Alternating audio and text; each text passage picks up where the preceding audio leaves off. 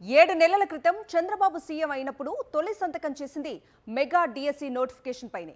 అలాగే విద్యాశాఖ మంత్రిగా నారా లోకేష్ తొలి సంతకం చేసింది కూడా డిఎస్సి మీదే. తొలి సంతకం చేశామని తండ్రి కొడుకులు డప్పు కొట్టుకున్నారు. రాష్ట్రంలో నిరుద్యోగం నిర్మూలిస్తామని హడావుడి చేశారు. కానీ ఇంతవరకు మెగా డిఎస్సి ఏమైందో ఎవ్వరికీ తెలియటం లేదు. టీచర్ పోస్టుల కోసం ఎదురు చూస్తున్న అభ్యర్థుల వయస్సు మీరిపోతోంది. మరి నోటిఫికేషన్ ఎప్పుడు ఇస్తారని నిరుద్యోగులు ప్రశ్నిస్తున్నారు. సమాధానం ఎవరిస్తారు? Was the story. ఉపాధ్యాయ అభ్యర్థులకు కూటమి ప్రభుత్వం ఇచ్చిన మెగా డిఎస్సి హామీ అమలుపై చీకట్లు కమ్ముకున్నాయి. చంద్రబాబు ముఖ్యమంత్రిగా బాధ్యతలు చేపట్టాక తొలి సంతకం చేసి 16,347 టీచర్ పోస్టులను ప్రకటించారు.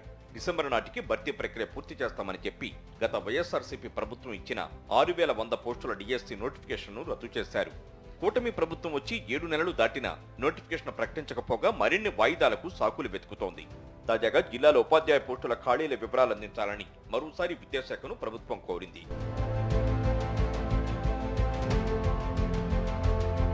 దీంతో ప్రభుత్వం ప్రకటించిన 16,847 పోస్టుల సంఖ్యపై అనుమానాలు వ్యక్తమవుతున్నాయి. గతంలో ప్రకటించిన పోస్టుల సంఖ్య తగ్గించడానికి నోటిఫికేషన్ ఇవ్వడం లేదన్న అనుమానాలు బలపడుతున్నాయి.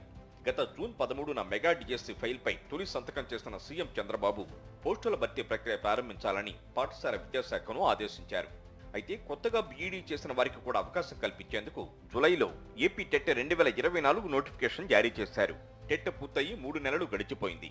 డిఎస్సి నిర్వహణకు మాత్రం ప్రభుత్వం గ్రీన్ సిగ్నల్ ఇవ్వడం లేదు. ప్రైవేటు ఉద్యోగాలు మానుకుని కోచింగ్స్ తీసుకుంటున్న వారు ఇంకెంతకాలం ఫీజులు కట్టాలు అంటూ ఆవేదన వ్యక్తం చేస్తున్నారు.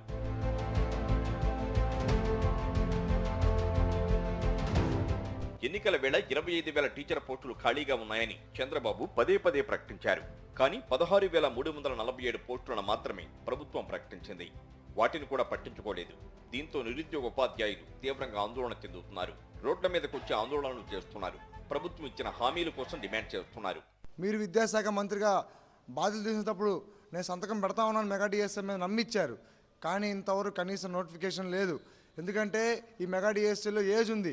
42 దాటితే మాత్రం ఎక్కడ పూర్తి స్థాయిలో అన్ని వర్గాల వారికి ఈరోజు మెగా డిఎస్సి రావడానికి క్వాలిఫికేషన్ లేదు. మీరు మాత్రం కాలయాపన చేస్తూనే ఉండండి. నిరుద్యోగుల వయసు అయిపోతూ ఉంది.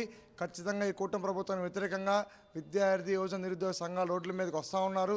గతంలో ప్రభుత్వాల అధికారంలోకి వచ్చిన 6 నెలల కాలంలోనే ప్రజల నుంచి ఇంత పెద్ద ఎత్తున వ్యతిరేకత రాలేదని, కానీ ప్రస్తుత కూటమి ప్రభుత్వం ఇచ్చిన హామీల అమలు కోసం ఆందోళనలను ప్రారంభించారని యువజన సంఘాల నేతలు చెబుతున్నారు. ఇప్పటికైనా ప్రభుత్వం వెంటనే హామీలు అమలు చేయాలని డిమాండ్ చేస్తున్నారు. నిరుద్యోగులకు ఇచ్చినటువంటి హామీలను అమలు పరచాలి.